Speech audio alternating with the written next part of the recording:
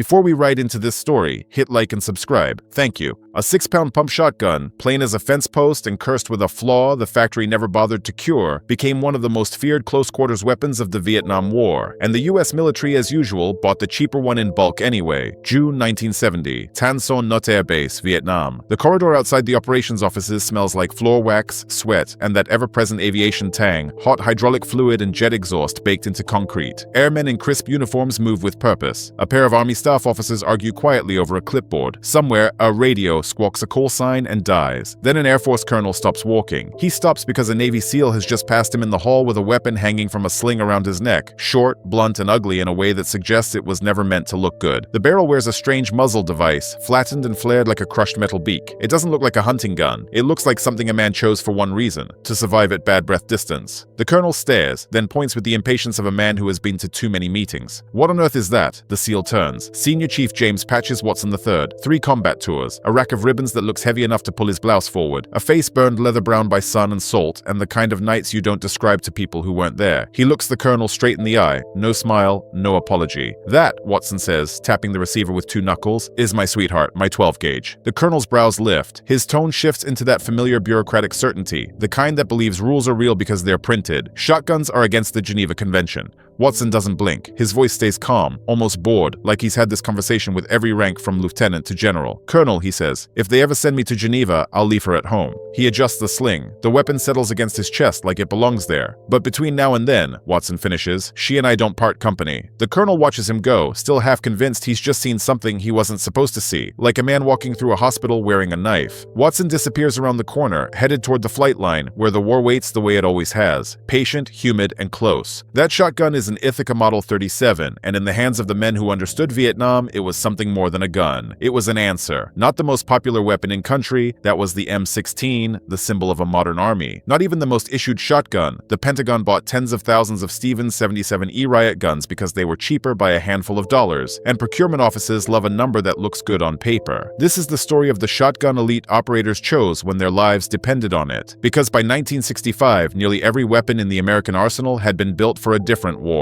One that existed on maps and briefing slides. A war against the Soviets across the open plains of Europe, where you could see the horizon and distance mattered, and the enemy didn't crawl out of the trees 10 meters away. Vietnam wasn't a 1,000-yard war. Vietnam was 10 yards. Down in the Mekong Delta, the air sits on your chest like a wet sandbag. Everything smells like canal rot, burned diesel, and the sweet, sour decay of vegetation that never truly dries. In the jungle, sound is constant. Cicadas screaming, leaves ticking with rain, water dripping off broad green plates like slow applause. And then, sometimes, it goes quiet. When it goes quiet, someone is about to die. Over and over, firefights erupted so close they felt less like battles and more like collisions. Ambushes inside the length of a school bus. Men firing before their brains finished registering movement. Rifles that looked good in parade photos turned clumsy in a wall of vines and bamboo. Long barrels snagged. Magazines filled with grit. Everything you owned got dirty. Everything. In that environment, the point man learned quickly what mattered. The point man walked first in the column. 1, 2, 3 steps ahead of everyone. His job, in the bluntest sense, was to find the ambush by walking into it. He needed a weapon that forgave bad aim, punished everything in front of it, and still worked after being dragged through mud that could swallow a boot. Most officers saw shotguns as relics, riot guns, prison tools, something a sheriff might keep behind a desk. The point man knew better, and among the shotguns available, there was one that seemed built for what the jungle would do to a weapon. The Ithaca 37 offered 3 things the others didn't. All 3 mattered in Vietnam, and the third, the flaw, turned it into something the factory probably never intended. First, sealed sides. Most pump shotguns spit their shells out the right side of the receiver. That means a hole, an open wound into the gun's guts. In monsoon mud, that hole could be a death sentence. The Ithaca loaded and ejected through a single port on the bottom. Both sides were solid steel. No opening to pack with mud. No side window for the jungle to crawl into. A man could drop it into a muddy creek, rinse it like a canteen, and bring it back up still ready to work. SEALs like that. So did infantrymen who had watched other guns choke on the first handful of wet dirt. Second, weight. Just over 6 pounds. In a war where men already carried 80+ pounds through triple canopy, ounces turned into hours, and hours turned into mistakes. A pound and a half less in your hands wasn't a luxury. It was one less thing to exhaust you before the shooting started. Third, the flaw. The Ithaca lacked a feature most shotguns used as a safety and timing mechanism. On paper, that made safety officers nervous. In the jungle, it made the gun fast, terrifyingly fast, when a man who knew it needed speed more than comfort. Holding the trigger through the pumping cycle could result in the weapon firing the instant it locked forward. The old-timers had a name for it, slam fire. fire. In a hallway, in a tunnel entrance, on a trail bend where the trees swallowed light, that flaw could be the difference between clearing the danger and being swallowed by it. The Pentagon, of course, didn't buy gear based on what kept a point man alive at midnight in the rain. They bought based on contracts. The Stevens 77E cost a few dollars less per unit, so tens of thousands shipped to Vietnam. Paperwork was clean, numbers were pretty, but out in the bush, cheap wood split, parts loosened, and men learned what minimum spec really meant when it met recoil and humidity and fear. In the 25th Infantry Division, late 1968, near Cu Chi, a rifleman named Specialist 4th Class Danny Keogh walked second in the column, close enough to smell the point man's sweat, close enough to hear the vines brushing his sleeves. The ambush hit like a door slamming. One moment, insects, boots, breathing. Next, gunfire ripping leaves into confetti, the world snapping into fragments. The point man tried to work his Steven,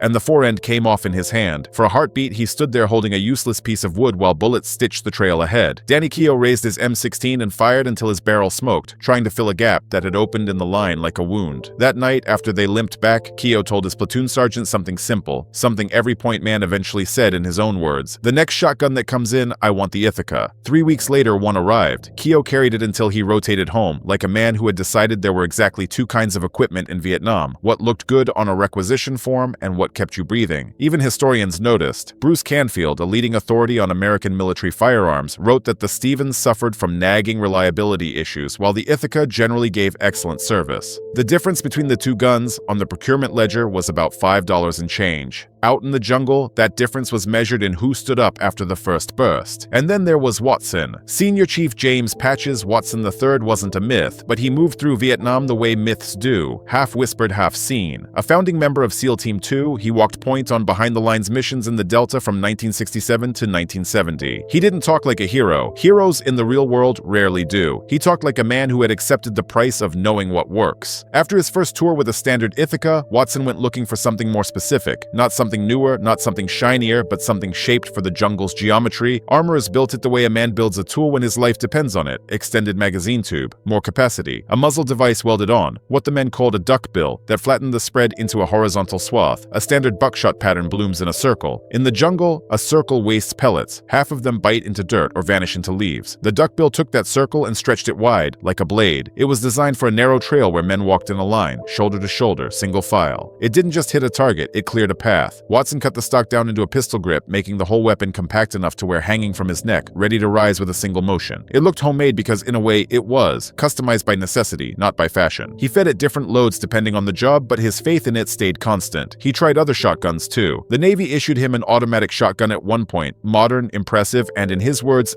finicky. Mud and humidity treated fancy mechanisms like an insult. The Ithaca didn't care. It was steel and spring and stubbornness. There's a reason the men who walked first preferred stubbornness. 3 tours cost something, even if a man doesn't say it aloud. Years later, in an interview, Watson mentioned he still slept with a weapon within reach, not because he expected someone to come through his door, but because his hands didn't believe the war was over, even when the rest of him did. His Ithaca, Sweetheart, sits behind glass now at the UDT SEAL Museum in Fort Pierce, Florida. Visitors lean in, squinting, trying to see what's so special about an old pump gun with a battered muzzle and a sling. It doesn't look like much. It looks like something a man built in a hurry because the thing the government handed him wasn't good enough to keep him alive. Watson was the elite, though, the outlier, the man who could demand a specific tool and sometimes get it. Most of the men who carried shotguns in Vietnam weren't SEALs. They were 19-year-old draftees walking point because the roster said it was their turn, and what they experienced on both ends of that weapon deserves its own telling. At 5 meters, a tunnel entrance yawning black in the earth, or a trail bend where the foliage opens like a mouth, a buckshot load arrives not as separate impacts but as a single brutal event. A punch of lead and force, the kind that ends conversations instantly. At 10 meters, the pattern opens, but not enough to miss. At 25, pellets still stay accountable on a man-sized target. One pull, one cycle, and another charge is on the way. There are reports, captured enemy documents, interrogation summaries that suggest opposing troops sometimes recognize the sound of a pump being worked and chose to withdraw. Helicopters might leave, air support might be delayed, but the shotgun was right there with you, in the dark, and it wasn't going anywhere. The legend that shotguns were illegal followed American forces like a ghost. It wasn't new. September 15th, 1918, the trenches of World War I. Germany protested American use of shotguns, calling them instruments of unnecessary suffering. They threatened to execute any American captured carrying carrying one. The U.S. response came from Judge Advocate General Samuel Ansel, who noted, dryly, almost clinically, that the complaint came from a nation deploying chlorine gas, flamethrowers, and serrated bayonets. Germany never replied. The myth survived anyway, traveling decades and oceans until it found an Air Force colonel in a hallway at Nhut, repeating a line he'd heard from someone else. The truth is plain. Shotguns were never prohibited by international treaty, but here's what the shotgun story usually leaves out, what the men who carried them never forgot. A shotgun is devastating up close. It is also hungry. A point man could carry 5 shells in the gun and a handful more in pockets and bandoliers. A rifleman with an M16 carried 20 rounds per magazine, sometimes more with later magazines, and could stack multiple magazines without thinking. Shotgun ammunition is heavy, bulky, awkward. 100 shells add pounds fast. 100 rifle rounds by comparison ride easy. In a sustained fight, the shotgunner could burn through his supply in seconds and then sit there feeding shells one at a time with fingers that wouldn't stop shaking. Inside 20 yards, the Ithaca was a king. Past that, it was 6 pounds of dead weight and a prayer that someone with a rifle covered the gap. Some men carried them into the tightest places anyway. The tunnel rats, roughly 700 men over the course of the war, crawled into holes barely wide enough for shoulders, armed with pistols and revolvers and flashlights that turned their own fear into shadows. A few chose something heavier. Sergeant Major Benny Atkins, later a Medal of Honor recipient, carried a sawed-off 12-gauge during a brutal 4-day battle in March 1966. Asked about it later, he didn't romanticize. He didn't tell stories for the cameras. He said simply, "I did use it," then added, as if that explained everything, "and a lot of hand grenades." By the numbers, tens of thousands of Ithaca 37s went to Vietnam. So did tens of thousands of Stevens 77s. Because saving a few dollars per unit looked like responsibility in an office far from the jungle. The Remington 870, the shotgun that eventually became the standard, arrived too late to matter much in the war's main years. Its purpose-built military version wasn't even contracted until 1969, and few saw meaningful combat before the conflict's end. Afterwards, standardization came down like a stamp. Remington, Mossberg, the usual names. The Ithaca was too expensive to manufacture at scale, and its infamous slam-fire characteristic made peacetime safety officers nervous, so the gun that worked, the gun that didn't quit, was quietly pushed aside because it cost too much. That pattern didn't end with Vietnam. Decades later, procurement still hunts the lowest bid. Equipment meets the minimum specification, and the men who carry it learn the same old lesson in new places. Paperwork doesn't stop bullets. Today, Vietnam-era Ithaca 37s with specific markings and serial ranges are among the most sought-after military collectibles in the world. People pay fortunes for what used to be too expensive. And if you go to Fort Pierce, Florida, and stand in front of the glass case at the UDT SEAL Museum, you can see Sweetheart, the extended tube, the flattened choke, the cut-down grip, the sling worn smooth where it rubbed against Watson's gear. Up close, it still doesn't look like much. It looks like a tool, a brutal, practical tool made by a man who understood exactly what Vietnam demanded from him. And in the end, the story comes back to the smallest, ugliest number in the whole war, $5.11. That's what separated the gun that shook itself apart from the gun that never did. On a contract sheet, out in the jungle, where the fighting happened at 15 meters in the dark in the rain, that was the distance between walking out and being carried. Watson carried Sweetheart on a sling around his neck for 3 years. Men asked him why he never switched to something newer, something more modern, something that looked better in a photograph. Watson gave them the same answer he'd been giving since 1967, calm, certain, and final. "She and I," he said, "just don't part company."